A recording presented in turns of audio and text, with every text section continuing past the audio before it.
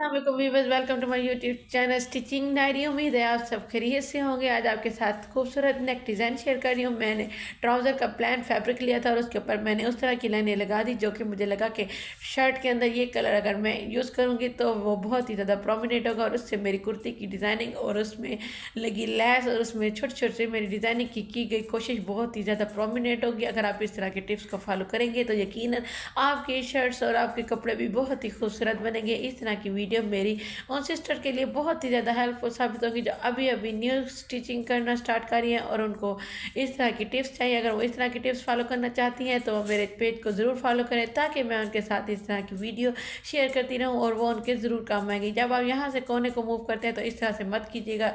यहाँ से थोड़ा सा इसका कोना पेस्ट करने के बाद ही आप उसको जब मूव करेंगी तो उसके कोने बहुत ही अच्छे बनेंगे और आपको इसकी बहुत अच्छी लुक मिलेगी।